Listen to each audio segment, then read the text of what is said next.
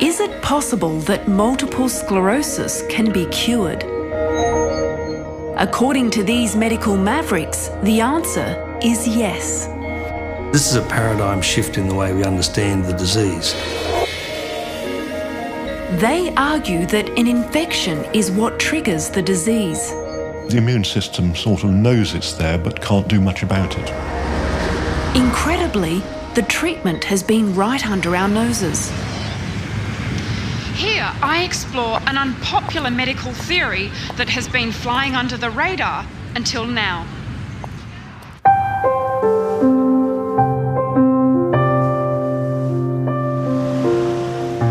At this home in London lives a man who believes he's cured his wife of an incurable disease.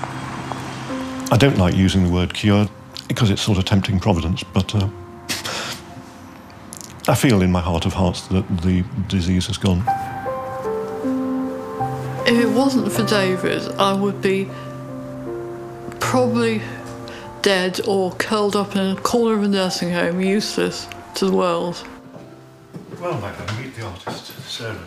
Hello. Hi, Sarah. How are you doing? Sarah, a talented artist, was diagnosed with MS in her 20s.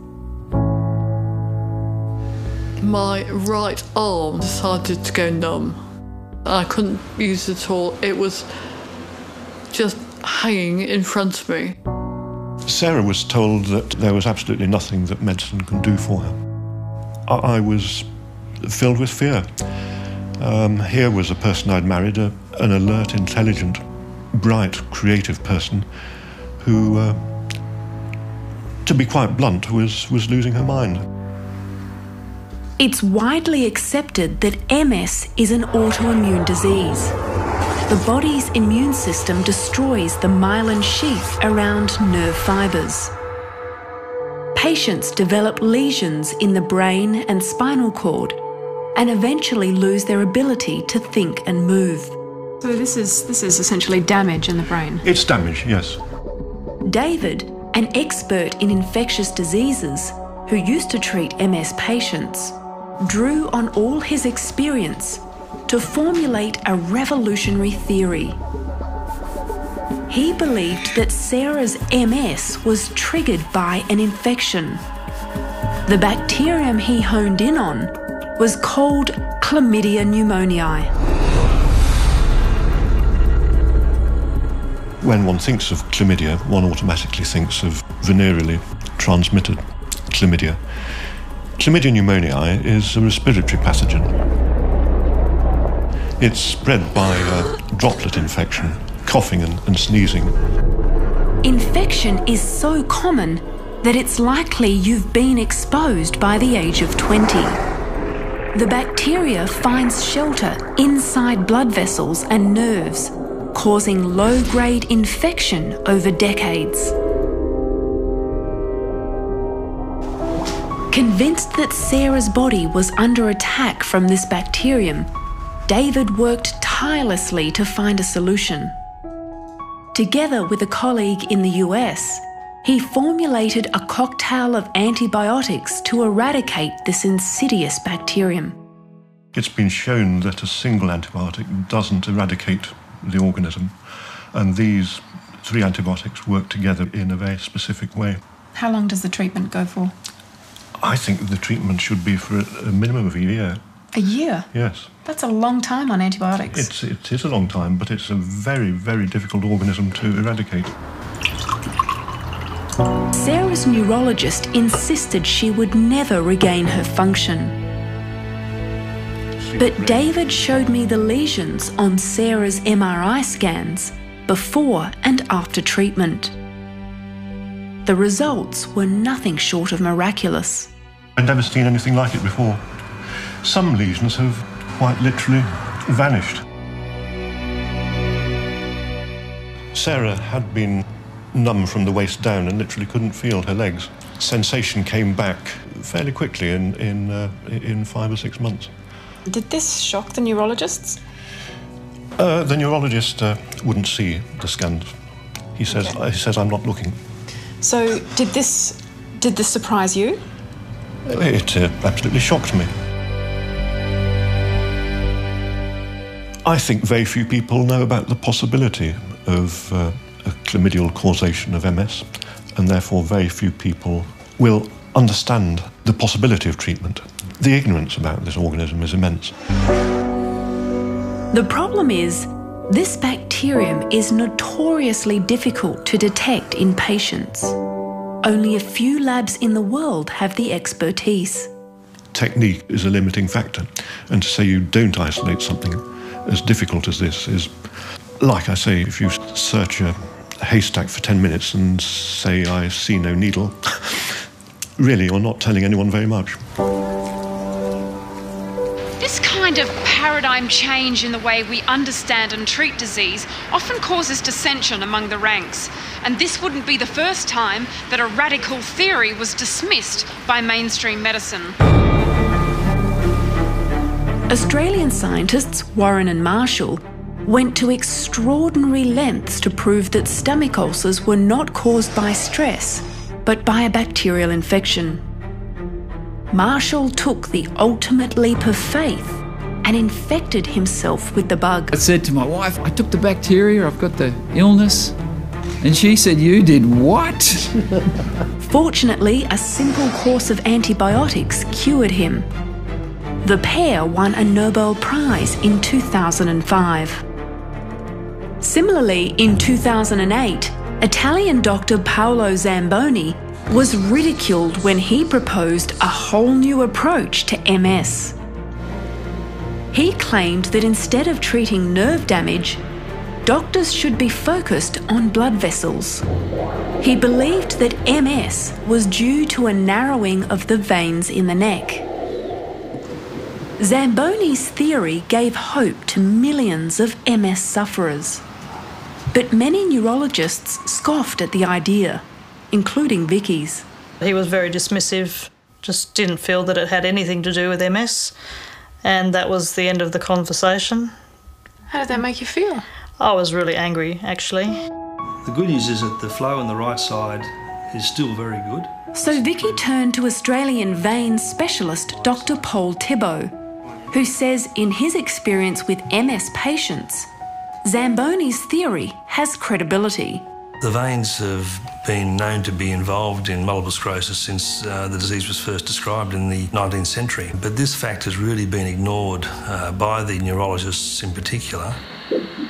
Dr. Thibault encouraged Vicky to have the controversial procedure called a venoplasty to correct the narrowing in her neck veins. The results were virtually instantaneous. The first thing that I noticed was my eyesight. Amazing, just incredible. From pre-procedure in the waiting bay, couldn't read the signs on the wall, to coming out and being placed in the same bay, and wow, there they were, everything clear as a bell. This is my mobility scooter that I used to have to use to go out anywhere, shopping, any of those sorts of things before I had the venoplasty.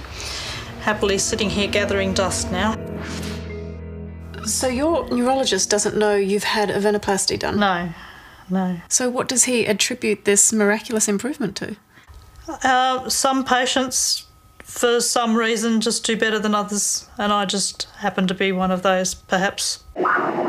It has to be said that not all patients have had the same success as Vicky, and there's a 50% chance that her veins will narrow again. Dr. Thibault agrees with Zamboni that MS is a vascular condition, but he also believes that narrowed veins are caused by a chronic infection. And like David Weldon, his focus is on chlamydia pneumoniae. CPN is on my hit list because it is the bacteria that fits all the requirements. It is known to affect the lining of blood vessels and in particular veins. It is known to involve the nervous system. It's able to cause immune effects. So it fits all the features that we actually see in the symptomatology of MS.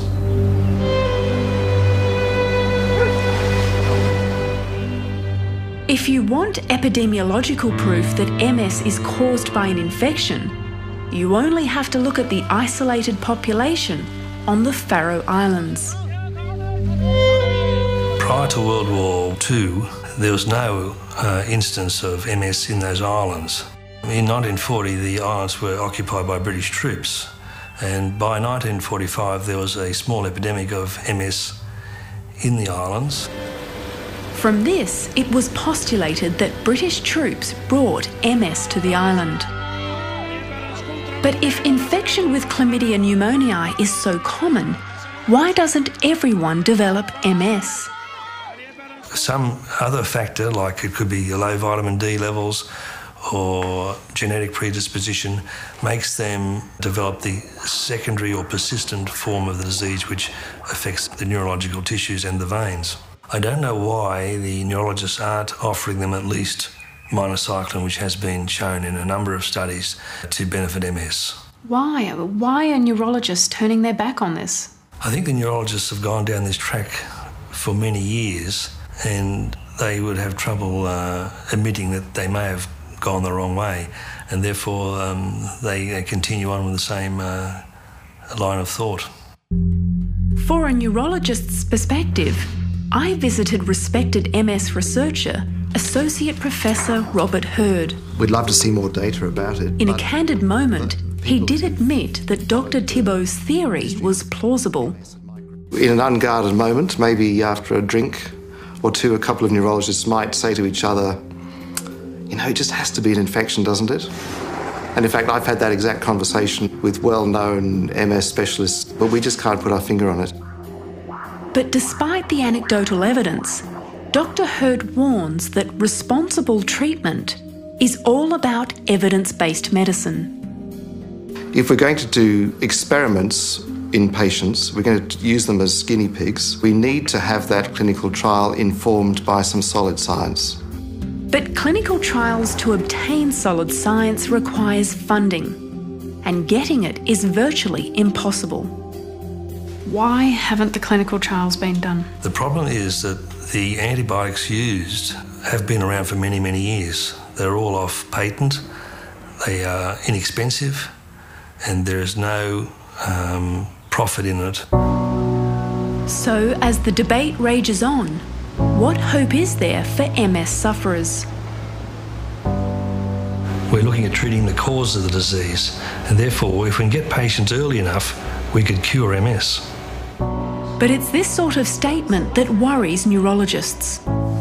I think people have used the C word and talked about cures for as long as MS has existed, and I think to use the word cure at this stage of our scientific understanding is highly irresponsible. Dr. Thibault has decided to put Vicky on antibiotics to see if she makes further progress. Like Vicky, David Weldon knows that clinical trials will take time, and it's time that MS patients can't afford. The clinical trials are not there.